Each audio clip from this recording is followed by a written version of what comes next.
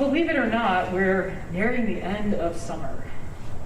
And with the end of summer comes the end of the sermon series that we have been focusing on, Topsy-Turvy Church, connecting the church that Jesus spoke about, specifically in the Gospel of Luke, with what our travels have been like this summer.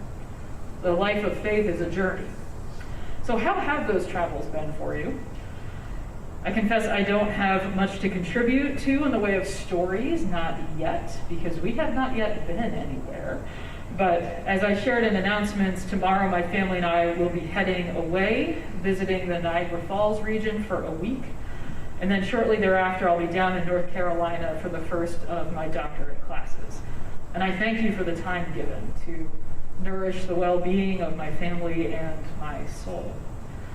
And as I look forward to those trips, I'm reminded that the change of pace and new environments can be refreshing. It can also be a bit jarring, though, right? No matter the nature of our travels, we never return quite the same. We've experienced something different. Whether it's a new sight seen, a new gathering brought together through family connections, we've experienced something different. I spoke about this a bit at the first Sunday of our sermon series when we talked about my time on Semester at Sea, which, if you may recall, was a semester-long program that I took in college where we literally sailed around the world and stopped in different countries along the way. SAS was wonderful, but one of our professors cautioned us, you will return different. And you are compelled to talk about that, ostentatious though that may be. There is a call to return different and to not go back to the way things once were, but to look upon life with a new outlook, especially in something as life-changing as sailing around the entire world. What I didn't mention in that first sermon was how truly isolated I felt from others upon returning. That summer, I happened to be engaged in a leadership training program through my Christian group back on my home college campus. We all lived in Myrtle Beach, South Carolina for a summer. We worked during the day. I was a counselor at a YMCA day camp, and at night we trained ourselves, or received training in Greek and Hebrew, the whole arc of the scriptures and evangelism. The whole point of that program was to be Christian witnesses in our workplaces. It was a very odd program and included things like the director sitting me down to talk me out of applying to seminary in the fall because women should not be pastors. So obviously that stuck, right? And my learnings from that summer are for an entirely different sermon.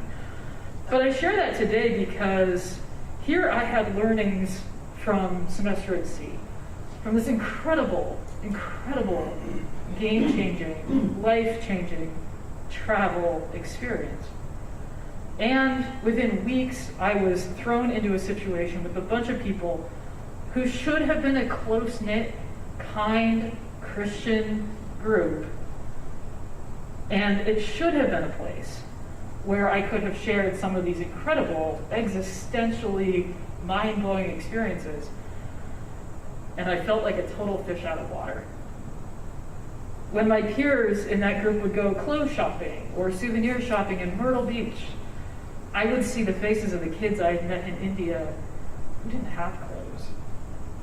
When we went out to dinner, my stomach literally turned when I saw the amount of food left on plates and thrown away.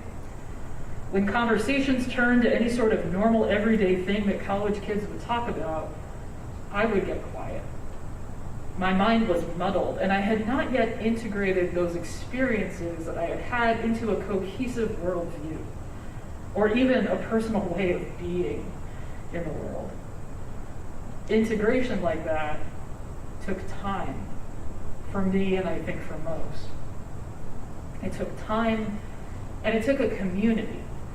I had good friends from my voyage, and there were lots of emails back and forth and random trips in that first year or two to Michigan, to Indiana, to Pittsburgh, because the solidarity with people who had experienced something similar was very needed. Fast forward about 10 years, I happened to be in Phoenix, where a friend from Semester at Sea lived, and we took the opportunity to grab a drink together. After exchanging news, she and I comfortably grew quiet. You know, the way that can happen sometimes with good friends, where you don't need to fill all the silences. You can just be together. And finally, Jen said, "Jill, I've tried to explain Semester at Sea so many times to so many people, but I never feel like folks get it. It was one of those things you really had to experience." I agreed and replied, "It changed how I viewed just about everything. And it took me forever to figure out how to be in the world having experienced what we did." She smiled and nodded. It took time and it took a community, because we had experienced something different. The author of Hebrews, historically believed to have been Paul, but there's no real proof of that, the author was writing to a group of very discouraged souls. These were the fledgling Jewish Christians who were faced with ostracism and in some cases persecution from the larger circles in their society. Fish out of water barely begins to cover their experience. And the author encourages them by reminding them of the very lessons that were so important to me. They are not alone. The author spends an entire chapter reminding the Hebrews of every ancestor of faith, and really every one. Just read chapter 11 sometime. From Cain and Abel through hundreds of years of stories, all the way down to Rahab. The author concludes the section by writing, "For time would fail me to tell of Gideon, Barak, Samson, Jephthah, of David and Samuel and the prophets, who through faith conquered kingdoms, administered justice, obtained promises, shut the mouths of lions, quenched raging fire, escaped the edge of the sword, won strength out of weakness, became mighty in war, put foreign armies to flight. Women received their dead by resurrection, others were tortured, refusing to accept release in order to obtain a better resurrection. Others suffered mockings and flogging and even chains and imprisonment. They were stoned to death. They were sawn in two. They were killed by the sword. They went about in skins of sheep and goats, destitute, persecuted, tormented, of whom the world was not worthy. They wandered in deserts and mountains and in caves and holes in the ground." Talk about an experience. Some conquered kingdoms, some administered justice, some obtained promises, some shut the mouths of lions, quenched raging fire. What an incredible show of faith, right? What an amazing display of that thing that we all attempt to show, unerring faith in God. And still others, on the other hand, were tortured and imprisoned and stoned to death and sawn in two. I think I'll take that first list, personally. That sounds a little better to me. But a point that's curious here is that of all these folks, in these two separate groups of people showing extraordinary faith and others being killed, we never see in this passage that their faith determines the outcome for them. And I'm going to repeat that because it's so darn important. Faith does not determine what happens to them in their lives. There's a topsy-turviness to this. We're prone to thinking that if we do the right thing, things will work out for us. But here in Hebrews, the people of faith who conquered kingdoms didn't have any more faith than the people who were persecuted and sawn in two. This passage is a really helpful reminder for us. Anything can happen to people of faith. Their faith does not mean that they will have everything work out for them. Not by worldly standards, anyway. Nor does it mean that they'll necessarily have a negative outcome either. But whatever else the journey might entail, it seems from this passage that it will be anything but boring. So it is with faith. It might take time for these events to unfold, and there might be some shadowy patches on the journey. The author is reminding their audience that this is not a simple path. But the author is also reminding them, these ostracized new Christians, that they are in good company. Literally every ancestor they had was called to an extraordinary life because of their faith. Then the author leads us to the showstopper verses. Therefore, since we are surrounded by so great a cloud of witnesses, let us also lay aside every weight and the sin which so easily ensnares us, and let us run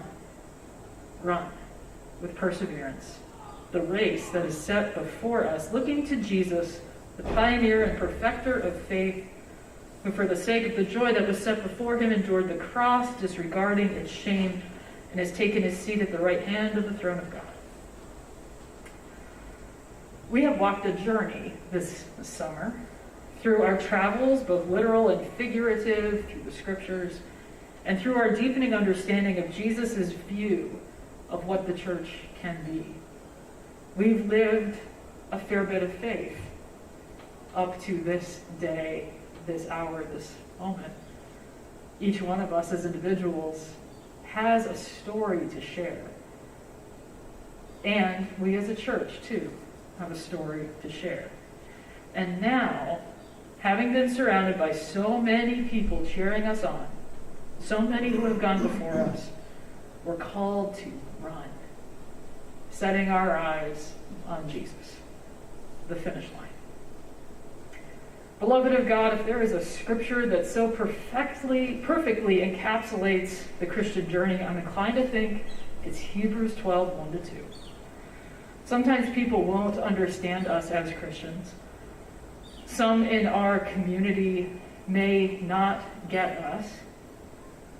Some of us may even be persecuted in some way.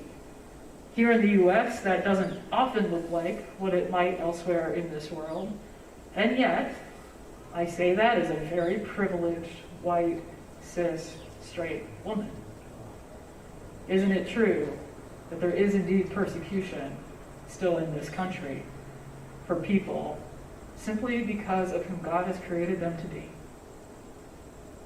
But living life in this way, remembering Jesus in the midst of everything we face on our race, remembering the finish line, remembering what we are aiming for, that sets us apart from our neighbors. Kindness, being attentive, going slowly at times, not always planning with just our best interests in mind, always being on the side of the poor, the marginalized, the outcast. Not because it feels good, but because we know it's the right way to be. These are things that have been the subjects of sermons in the past 2 months, and they are countercultural, topsy-turvy ways of being. And they have an impact. They create the church. And they do things like gathering 130 strong last Sunday on the New Haven Green with our Muslim and Jewish and Baha'i and other Christian siblings to do work, knowing that we don't always agree on everything, but that we can still work towards good together. And so we run. Where, we might ask, do we run? We run towards Jesus. We run knowing that the race can be isolating sometimes in our world. How many people actually get up on a Sunday morning and don't go to brunch, but instead come to a church building and listen to organ music and listen to someone speak to them for like 15 minutes about something? This is countercultural, folks. This is not the norm anymore, in case you haven't noticed. But we run knowing that we have a whole bunch of folks, the communion of saints, who we will gather with at this table in a short while, who have been doing this for so long. We don't know what the outcome will be, whether it will take us to new heights or to a face plant straight into the dust as we trip over our own 2 feet on this journey. We will not be perfect in our race. We're running towards Jesus. We aren't actually Jesus.